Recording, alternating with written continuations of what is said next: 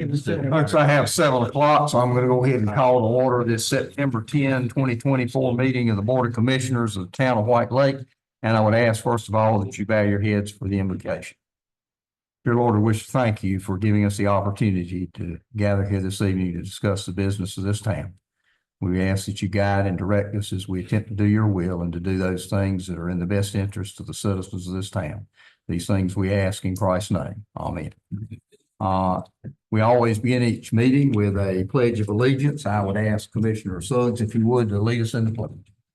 Pledge allegiance to the flag of the United States of America and to the republic for which it stands, one nation, under God, indivisible, with liberty and justice for all. All right, the first item is the consent agenda items, unless there are any comments or concerns in regard to the consent agenda that's contained in items A, B, C, D, and E. I would entertain a motion to approve the consent agenda. Motion second. Second. Any discussion? Not all in favor indicate by saying aye. Aye. All opposed, like sign. If you will take your closed session minutes and pass those to your right, so that we can provide those to staff. Yeah. All right.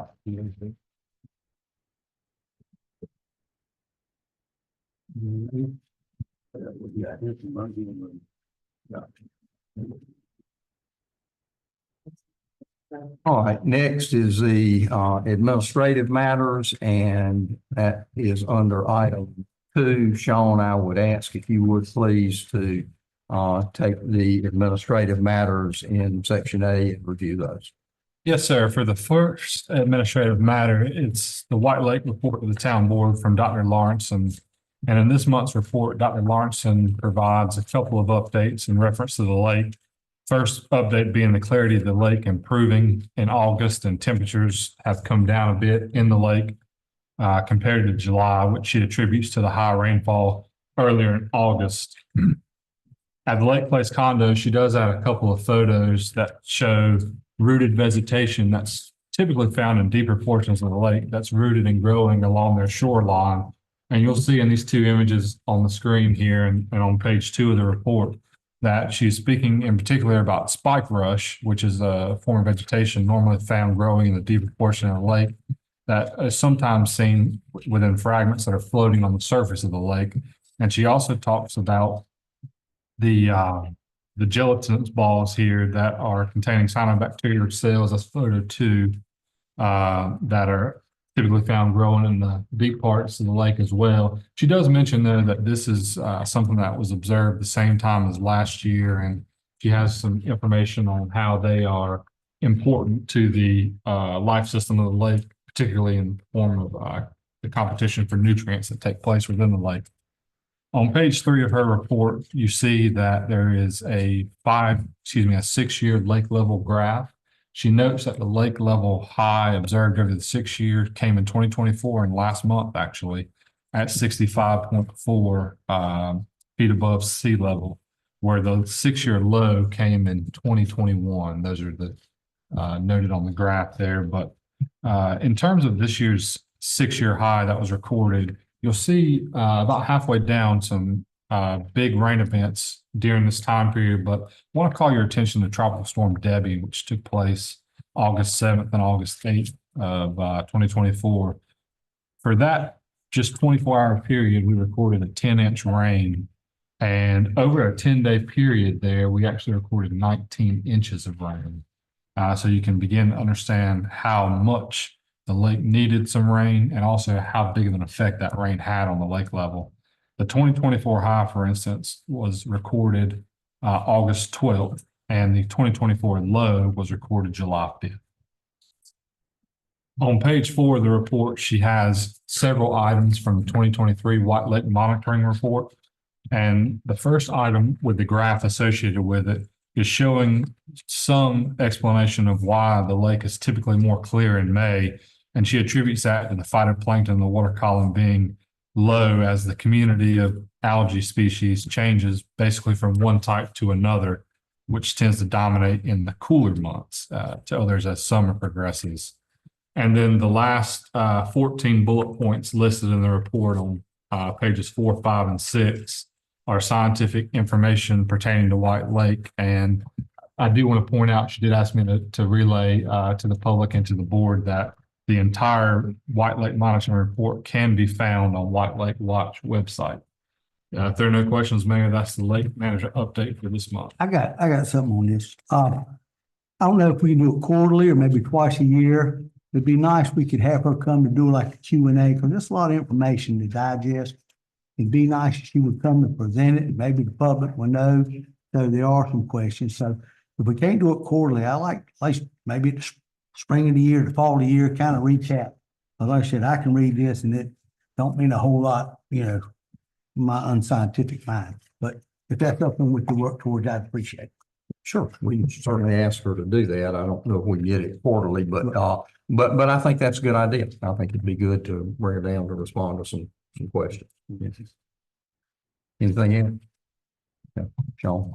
All right, for item B, under the administrative reports, this is our monthly water AIA report. And in this report, you'll see two or three things of note. During August 2024, their hydraulic model calibration is in progress. It was actually started, but is continuing during the month of August and September. So moving into September 2024 in this report, you'll see that the hydraulic modeling task is set to be completed, and then the town will obtain those results and begin digesting some of those results. A couple of important dates to share with the board on this report would be that the capital improvement plan development workshop is scheduled to take place with the board and maybe some members of the staff on January of 2025. And then a draft asset management plan is scheduled to be compiled by April 2025, with a board presentation tentatively taking place in May 2025 or June 2025. There are no questions on the water AIA report.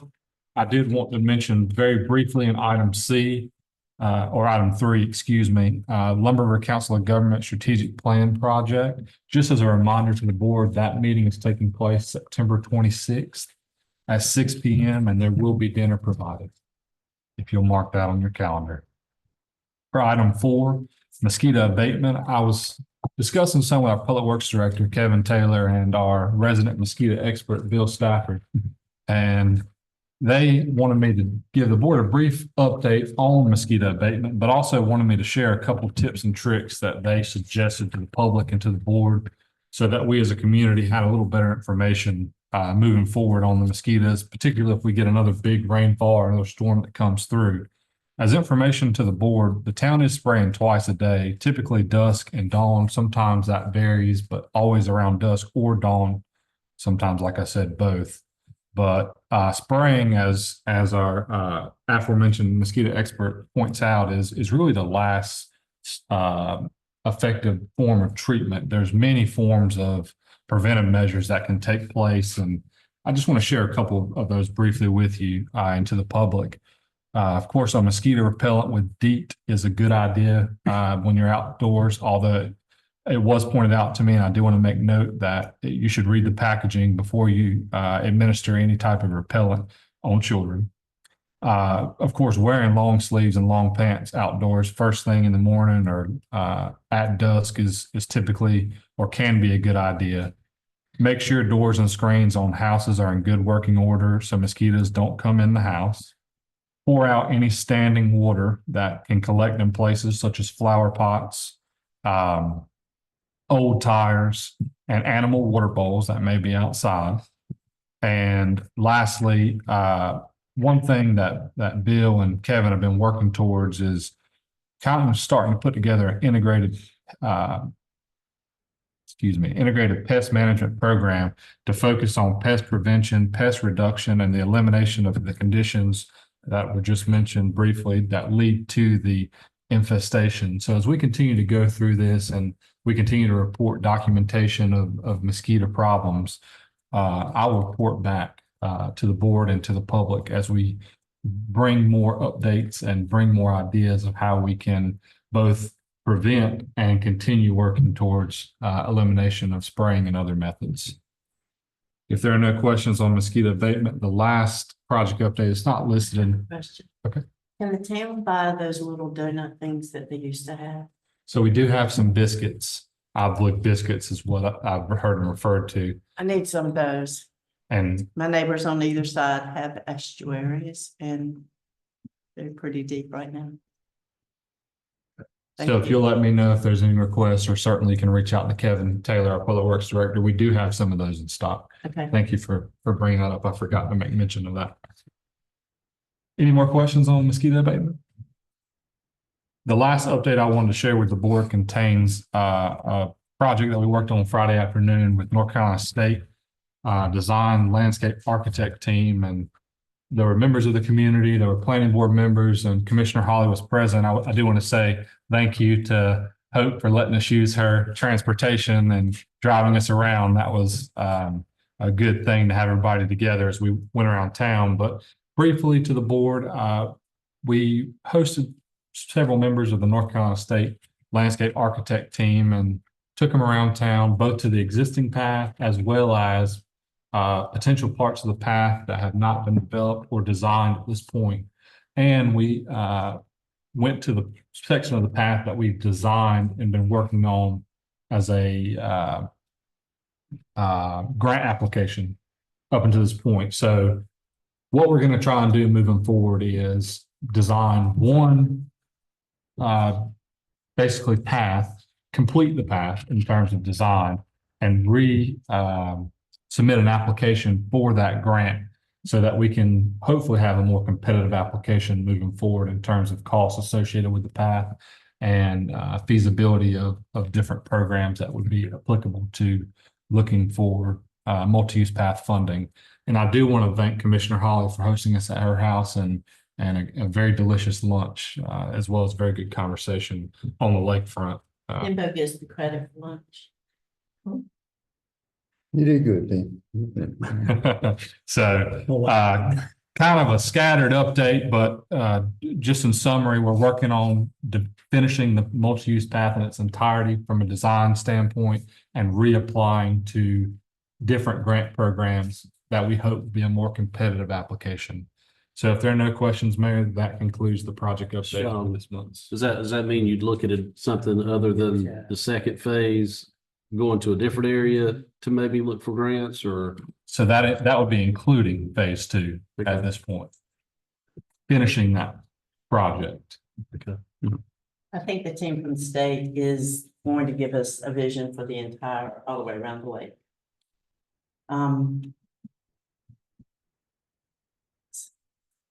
Got what I was gonna say, made me lose my train of thought.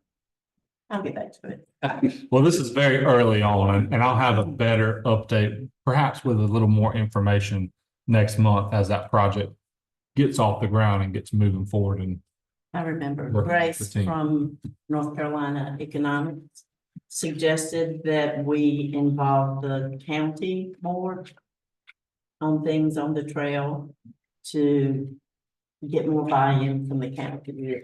Wouldn't it be great if we had parking places all around the lake so that people from the county could come and enjoy the trail all the way? And with Great Trail State Day on October 19th, we're putting together a plan to have an art show on the trail that day and hand out chocolate. So, and invite, our recommendation was to ask the chamber to help us and reach out to all the communities in Bladen County to invite everybody for that. Yeah. All right, that will conclude our administrative matters under section A. In regard to section B, we received notification, as I'm sure y'all are aware at this time, that Pat Taylor is retiring effective October 1. And we need to take some action to appoint an interim clerk as well as interim human resource officer, and you see the recommendation of staff. But before I get to that, I assume all of you are aware because Pat had sent out something this afternoon. Unfortunately, Pat took another bad fall and ended up in the ER room. I think her brother carried her over to Duplin County. At her request, she had a fractured or broken left tibia and is in the hospital, and I think working to try to get back into the rehab facility she was in before. So y'all, we signed a note to send her tonight. Y'all certainly keep Pat and her family in your prayers. She's had just an awful time with this. You know, it was sometime in May, I think, when this first came up, or the latter part of May. And she's had a very, very slow recovery. And now to have this setback, I know it's been very, very difficult on her. So her surgery for the tibia repair will be Monday morning. Well, y'all keep that in mind, and we'll certainly hope and pray that goes well with her. But we do need to have that. These are positions that somebody has to function in, and obviously we're going to be looking for an additional personnel. But for the time being, staff is recommending that we appoint our administrator as interim clerk, and that we appoint our finance director, Ms. Mary Jo Lennon, as interim human resources officer, so that we will have someone to function and sign off on things in those positions. So at this time, I would entertain a motion to appoint Sean as interim clerk and Mary Jo as interim human resources officer. Motion second, any discussion? Not all in favor, let know by saying aye. Aye. All opposed, like sign. Item C, I will mention is, we talked a little bit about Tropical Storm Debby earlier, and we had a substantial amount of work and overtime with that. We had a rain cycle that got about 9 inches or over 9 inches in a very short period of time, according to our measurements here. And so as we always do, normally the salaried employees don't normally receive overtime, but it's always been our practice to pay them for that. If a FEMA emergency is declared, that will be reimbursed through FEMA. If not, it will be paid out from town funds. But Kevin Taylor, our Public Works Director, was here an additional 40.83 hours. Kevin, the only thing surprises me, it wasn't more than that. I know you were here basically all the time, as was Dale.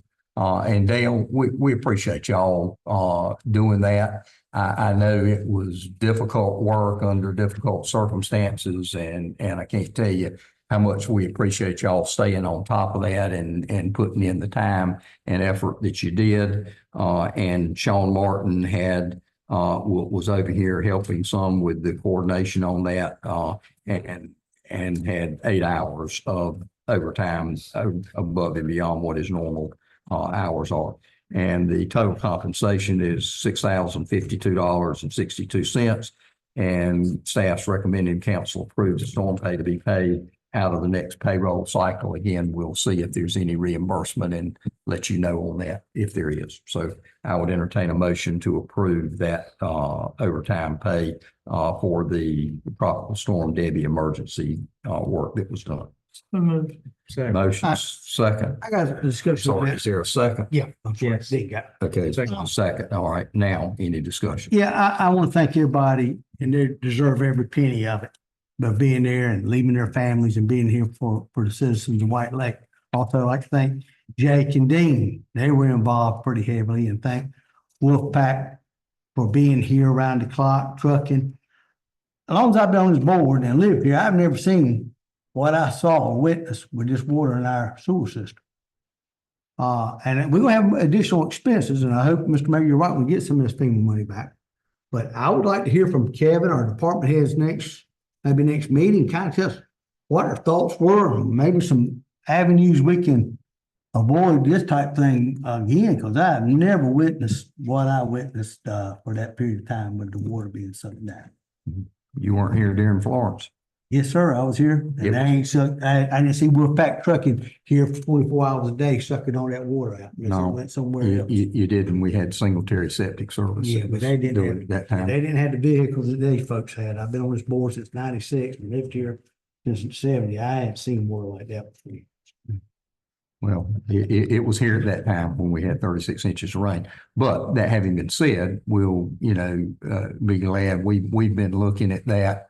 And I and Sean have been talking with, Kevin and Dale, Bruce, all folks that were, out there putting in time, and we are working on trying to see what we can do. Sometimes when you have a situation like that and it's just an act of God, you can't build a system that can, well, you can, but nobody has the money to build a system that can totally handle that type of rainfall in that short amount of time.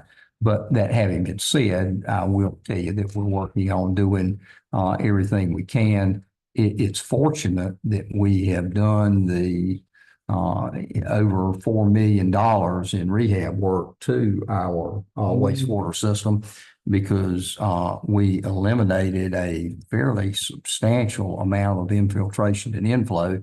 And had that not been eliminated, it would have been a much more serious situation. So we have done some work on doing that, and we're trying to find basically where the bottlenecks exist. I don't mean to talk too much on this, but one of our main problems that we had before, and that we solved to a great extent, is we had lines coming from like this, from the Scotchman this way, and from the Camp Clearwater Highway 53 area coming in this way.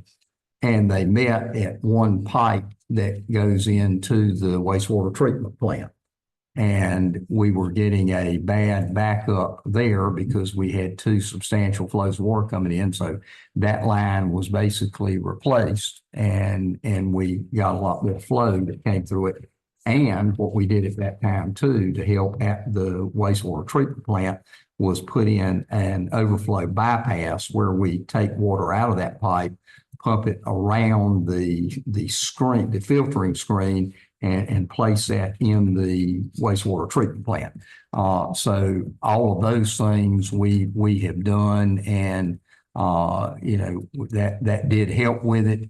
And we are looking at the problems that were encountered this time to see what else we can do. And I think the board Glad to have them speak to them on it, and Kevin, we'll look at doing that on next meeting. All right. Okay. All right.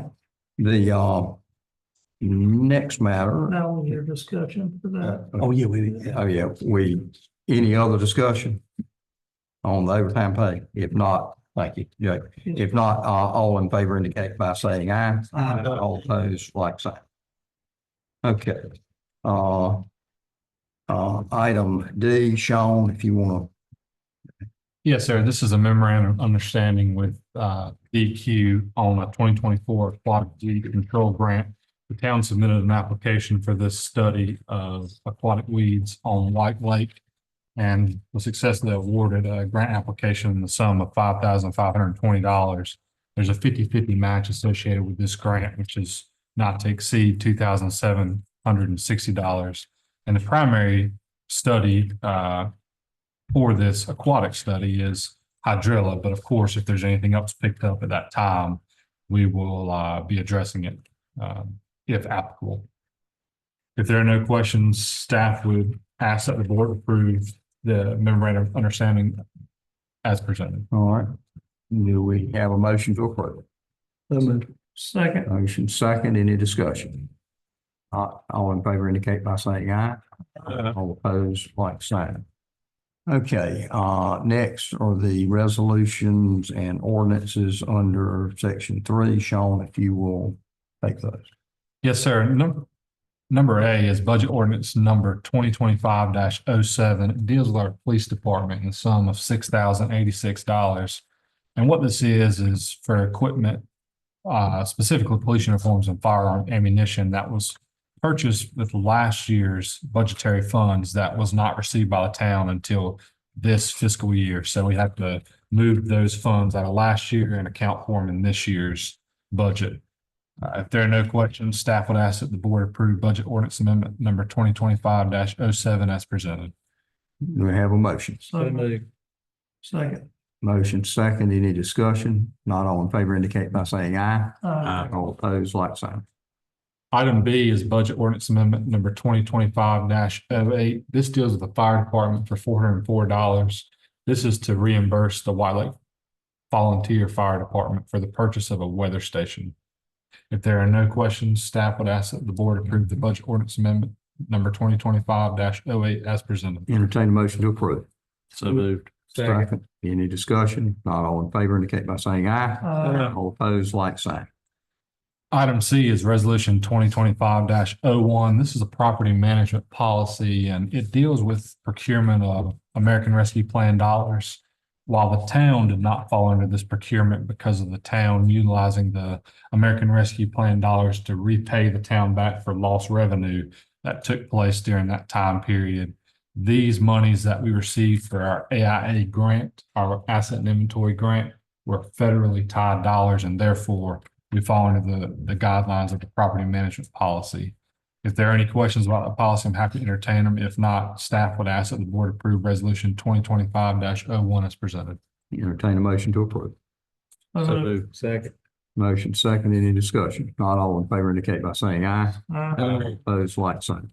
Item D is resolution 2025-02, and it's an update to our 10-year capital improvement project plan for our wastewater CIP. And this essentially accounts for a 20% increase for the inflation that took place on the construction material cost and the labor cost. This CIP plan has to be updated every two years for our wastewater grant application, which you'll see is item E. But for item D, staff is asking if there are no questions that you approve resolution 2025-02 for the update on our capital improvement wastewater plan as presented. We have a motion to approve. So moved. Second. Motion approved, second, any discussion? Not all in favor indicate by saying aye. All opposed, like sign. Item E is resolution 2025-03. This is our phase 3 sewer improvement grant application. And Mayor Pro Tem Blunt, this will address some of the issues that we've seen and that we saw during this past tropical storm. This grant application is in the sum of $4,428,322. And what that primarily does is replace every lift station in this town to better handle the flow of water, as well as continue working on our transmission lines so that we don't receive and see the backups and that water, wastewater, and stormwater, when it gets in our system and storms like that, can move through our system in a more efficient and effective manner. So we got that grant. No, sir, this is an application. for that grant. We've applied. We're applying. This grant window closes September 30th. We'll probably hear back sometime in the spring of next year. But this will allow us to apply for that. So we're Yes, sir. asking that the board approve resolution 2025-03 as presented. Second. Motion second. There's no match on that grant application. There's a motion. Was there a second? Yeah. Any discussion? Not all in favor indicate by saying aye. All opposed, like sign. Item 4, other business or previous agenda items.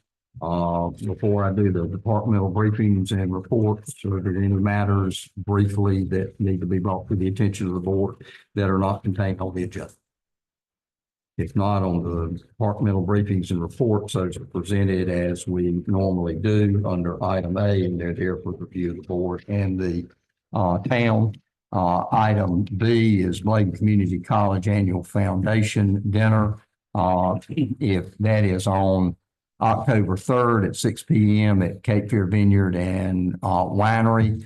You just need to let, Mary Jo Lennon know, by 9/19, if you want to attend. There will be no cost to board members for attending that. If you would like to go, you just need to sign up and be glad to have you go and represent the town. Item C is we've got a program that's coming up. This is, you can attend online. It's going to be virtual and it's sponsored by the North Carolina League of Municipalities. And it's called a Commit to Civility program, and it promotes civility in local government and recognizes those governing boards that dedicate themselves to that approach. That again takes place on October 17th, which is a Thursday from 1 p.m. to 3 p.m. And with 75% board attendance, the town earns a certificate and recognition at the upcoming City Vision Conference. So if you are able to attend that, and I hope you'll make every effort to do so. Again, you can attend it online. You don't have to go out on. I assume they'll do it by Zoom or meetings or whatever. Sure, we can send out a registration link. And so we'll do that. And again, contact staff to get signed up for that because that'll be here very shortly. All right. Well, before we get to that, Sean did have a couple of other matters that have recently come up that he wanted to mention briefly. Sean, if you would, before we get to that. Sure, and I apologize for these not being listed on the agenda. Friday afternoon was a busy one in terms of receiving some information, but the Creating Outdoor Recreation Economy Plan is being presented to the county on September 16th, which is a Monday night at 6:30 p.m. at their county commissioner meeting. And as Commissioner Holly referenced, this is a good opportunity for the town to emphasize how important multi-use path is for the county plans moving forward on outdoor recreation and how much it means to creating an outdoor recreation economy contained within the county. And I will say that the multi-use path is very high listed on the item of prioritization contained within that plan. I also want to let the board know that our Code Red service has gone live as of Friday afternoon. It's toward the bottom. It may be at the very bottom of our town of White Lake NC.org homepage. There's a link to sign up. I would encourage any members of the public to sign up. That will give the town the opportunity to communicate with the public for emergency notifications, any type of information that needs to be sent out in a quick manner. There's a military training taking place September 25th, 2024. This is our first Special Forces Command Unit that'll be paratrooping into our lake. Again, that's September 25th. And last but not least, NC Wildlife sent out some new information on a virtual public hearing. This will be the second virtual public hearing relating to White Lake rulemaking. That's the temporary White Lake rulemaking that's taking place now. This will be on September 18th at 6 p.m. I do want to emphasize that registration is required for that. So please encourage anybody that may be interested in making a comment to require. It's my understanding maybe interested in making a comment to register, It's my understanding that during that first public hearing, they had some technical difficulties and there were no comments that were received. So as a result, they are doing a second virtual public hearing. And again, that's September 18th at 6 p.m. Do you know what kind of turnout they had for it? Is there good participation from citizens at the lake? I took place on that first call and I could not see the participants. And I'll tell you, it was like a 5-minute conference call. And I don't know if them not being able to accept comments played into that, but they opened it and closed it pretty quickly. And it was basically an update on the rules that were going to be changed. So I think that's part of why they're doing this again, but I couldn't see the participation. They just couldn't take comments or something. They had a glitch with it. You know, the letter I sent in, was that forwarded on to anybody? Yes, sir. That was forwarded to the state. Yes, sir. They did receive that. Okay. I hope there's a lot of people voicing their opinions. And there is a written comment period that is open until September 23rd.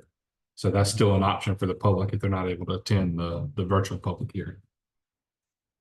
All right, does that conclude yours? Yes, sir. Okay, all right. Next is our open forum section of the meeting. Anyone wishing to address the board has an opportunity for 3 minutes per citizen. You can step forward, state your name, and we will be glad to listen to any comments which you have. If there is, Will you comment on what you've learned about that, about the Wildlife Resource Commission? I'll be glad to. It was rescheduled because they did not get the, raise your hand feature to work. Been in touch with them. Been in touch with many members of the state. We've got some ideas to get this rectified. I won't go into it right now. Working hard, calls today, calls about every day, dealing with a lot of people in the state, trying to get this reversed. There may be a simple answer to that. I hope we get there. If we don't, we're gonna actually need some help from y'all to get it done. But Terry, thank you for bringing it to everybody's attention, because no one would have known about this. It was done the wrong way.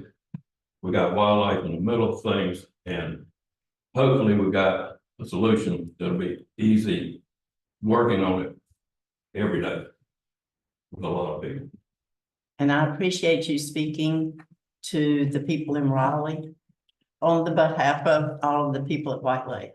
And I will say, when you pick up the phone and call people and tell them you need help, it's amazing how people can react. And I'm getting good cooperation. There are answers that people don't know, but we're trying to find those answers and see how we rectify the situation. But the situation has absolutely been, has occurred. It's a real problem. Real problem. Thank you, Alan. thank you, a Alan. lot. And the town is continuing, and town staff continuing to contact. We have made contact with Wildlife, and we are continuing to work with them to tell them the things that we discussed at our meeting previously that we need to have.